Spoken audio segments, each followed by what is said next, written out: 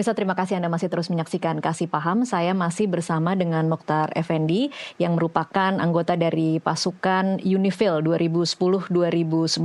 Pak Mokhtar, saya ingin membacakan pernyataan dari Menteri Luar Negeri Sugiono yang mengatakan seperti ini. Harus ada satu garansi keamanan bagi prajurit-prajurit penjaga perdamaian karena mereka menjaga perdamaian atau peacekeeping, bukan peacemaking. Mereka tidak dilengkapi dengan kemampuan atau perlengkapan untuk peacemaking. Kemudian di kalimat berikutnya, Menlu juga mendesak dilakukan investigasi menyeluruh. Bisakah kita meminta atau mendesak atau menuntut jaminan keamanan? Ini realistis tidak sih, Pak Mokhtar? Harusnya memang begitu. Ya. Dan meminta jaminan keamanan ini kepada United Nations kah? Kepada PBB tentu PBB, saja. Ya kan? Karena untuk wilayah yang berkonflik, selama mereka tidak melakukan gencatan senjata, kan mereka sebetulnya tidak memerlukan adanya kehadiran pihak lain ya di wilayah mereka.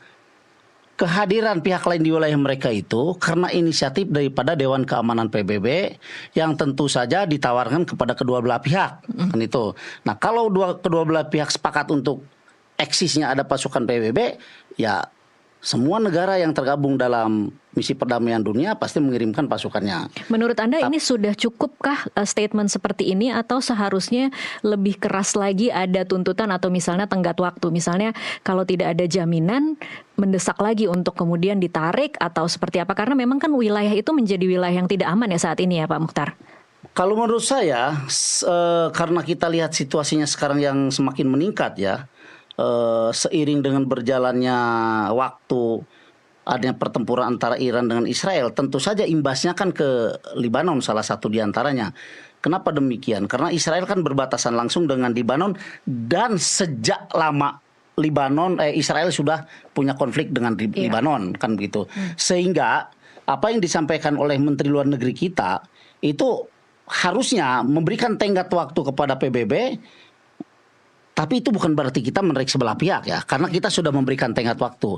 Kecuali kalau serta-merta kita tarik ya, menurut saya itu kan tidak elok juga, tidak bijak juga. Tapi menarik sendiri pun juga tidak mungkin ya Pak ya kayaknya dengan wilayah yang serumit itu, apalagi kemarin untuk memulangkan jenazah juga tampaknya cukup rumit untuk mengurus kepulangannya. Betul.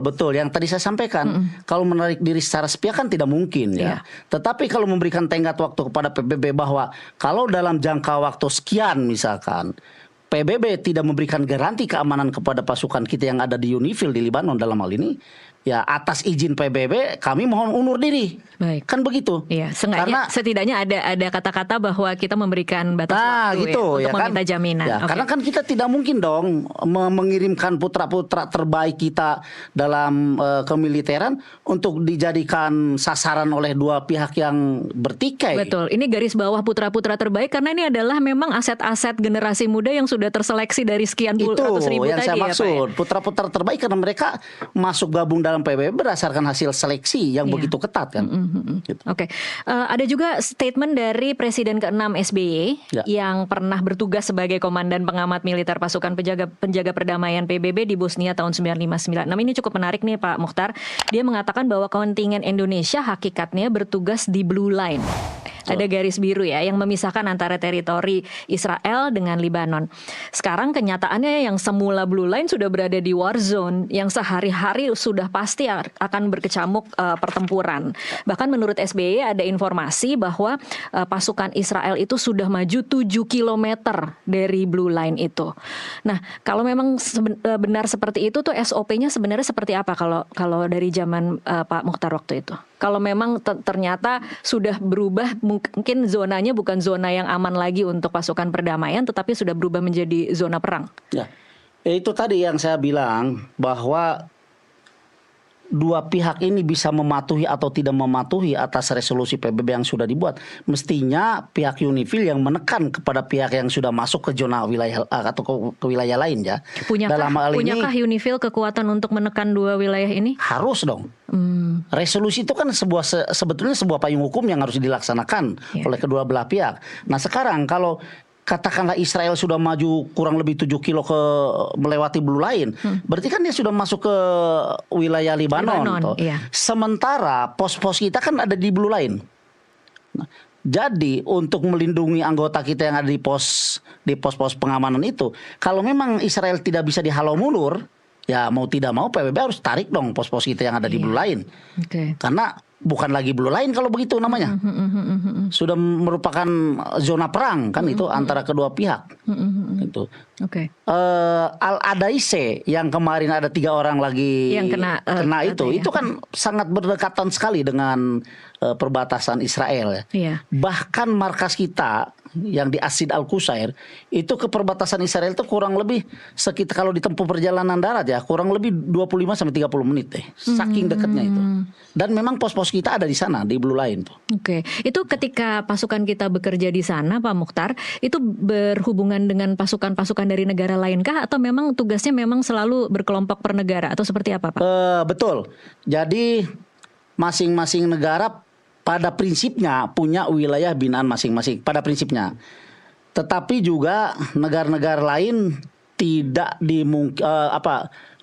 tidak dilarang untuk masuk ke wilayah kita selama mereka melakukan perizinan kepada kita.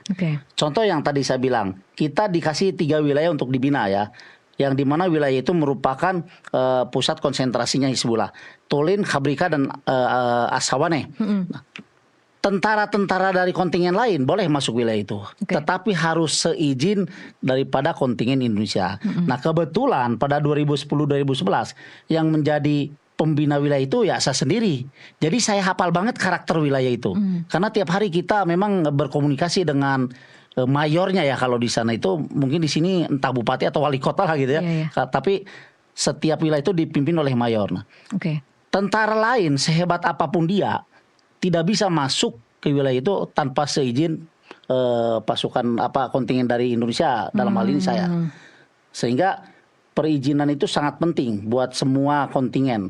Nah pun kita kalau mau masuk ke wilayah lain boleh-boleh saja, asal kita juga ada izin dan didampingi oleh negaranya kan, itu negara lain dalam hal ini yang memegang wilayahnya begitu. Pernah tidak Pak Mokhtar ketika mungkin pada waktu masa penugasan Anda di 2010-2011 itu ada kasus-kasus di mana tentara yang seharusnya menjadi petugas penjaga perdamaian tetapi kemudian bisa punya sebagai wasit tuh kan kadang-kadang suka mungkin ada kecondongan lebih ke menjadi lebih pro ke Libanon atau lebih pro ke Israel. Pernahkah ada kasus-kasus seperti itu yang kemudian memang memicu dugaan double agent misalnya, Pak? Setahu saya tidak ada. Tetapi maksudnya gini, secara strategi kata begitu itu tidak ada.